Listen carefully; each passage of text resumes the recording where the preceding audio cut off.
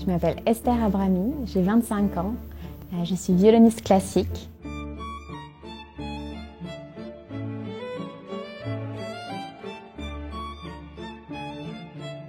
Ma première introduction au violon, c'était quand j'avais 3 ans, et c'est ma grand-mère qui elle-même était violoniste. Elle m'a donné son petit violon à elle. Et ensuite, c'est à 9 ans que j'ai montré un intérêt en fait, en disant à mes parents que j'avais envie de commencer le violon. Je me rappelle vraiment de l'émotion que j'ai ressentie quand j'ai mis le violon contre ma gorge ici et que j'ai fait un premier son. Et j'ai eu comme l'impression que c'était ma voix qui passait à travers le violon et qui faisait un son, et ça m'a fait une sensation vraiment très spéciale, et je suis tombée amoureuse de l'instrument, et je me suis dit à ce moment-là que j'avais envie d'en faire mon métier, que je voulais devenir violoniste.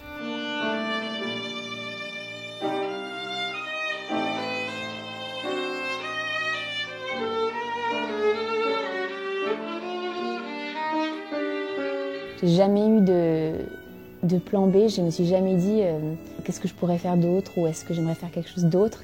Évidemment, quand on choisit un métier quand on a 9 ans, on ne se rend pas compte de tout ce que ça implique, des heures de travail, des sacrifices, de la difficulté. Il y avait l'école plus la musique, c'est-à-dire qu'après les cours, j'avais le violon, le week-end j'avais le violon, j'avais les cours de solfège. C'est vrai que de 14 à 18 ans, je crois que c'est la période où j'ai le plus travaillé.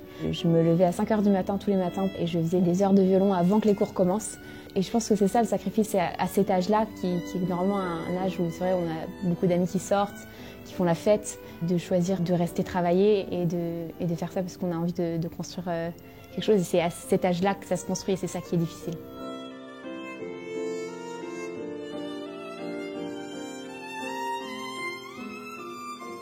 Il y a quelque chose qui revient beaucoup en tant que femme, c'est le jugement sur le look, et surtout dès qu'on va se mettre un petit peu en avant, il va y avoir ce jugement direct. Par exemple, j'ai toujours beaucoup aimé la mode, et dans une industrie un petit peu plus old-fashioned qui est la musique classique, c'était quelque chose pour laquelle j'ai été beaucoup jugée.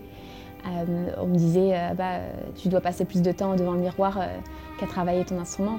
Et on a un peu cette idée, si tu réussis quelque chose, tu ne le mérites pas autant que les autres parce que tu l'as eu plus facilement.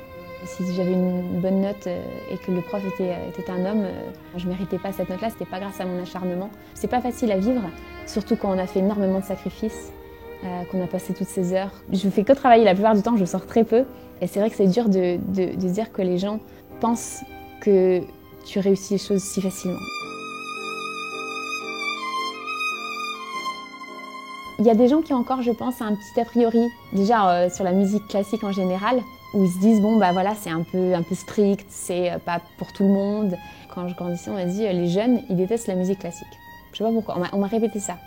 C'est pas vrai en fait. C'est la manière dont on le montre, c'est la manière dont on présente ça qui importe. Des fois on me dit tu penses vraiment qu'avec une vidéo TikTok tu vas changer la mentalité, tu vas faire que la personne va écouter, va venir à un concert.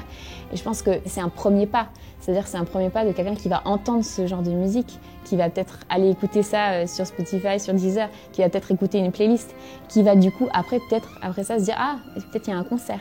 Et donc c'est créer des ponts, et c'est ça qui est important je pense pour donner une image plus accessible, donner une image plus jeune. Il y a beaucoup de gens qui se pensent par exemple t'es musicienne classique, tu fais que de la musique classique ou t'écoutes que de la musique classique, alors que pas du tout en fait.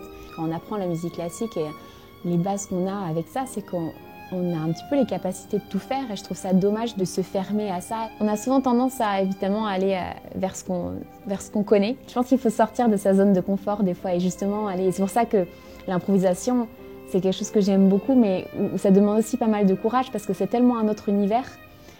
Et on se sent un petit peu vulnérable en soi parce qu'on a tellement l'habitude d'une partition, de jouer ce qu'il y a sur la partition, quand on nous dit voilà les accords et puis tu fais ce que tu veux. On est un peu perdu sur le coup. Mais bon, c'est génial, il y a aussi une ouverture et un sentiment de liberté qu'on peut avoir. Avec l'instrument, on n'est jamais seul, donc il y a vraiment un côté d'une unité avec l'instrument. On peut ressentir vraiment des émotions très spéciales quand on est seul sur scène avec le violon. C'est un sentiment magique que j'aime énormément. Il y avait des moments où c'était difficile, ça c'est sûr, des moments où j'en avais marre, mais j'ai tellement toujours voulu faire ça, ça a toujours été vraiment un rêve pour moi, que ça ne m'a jamais dérangé de faire tout ça et de faire ces sacrifices-là. J'en regrette absolument pas.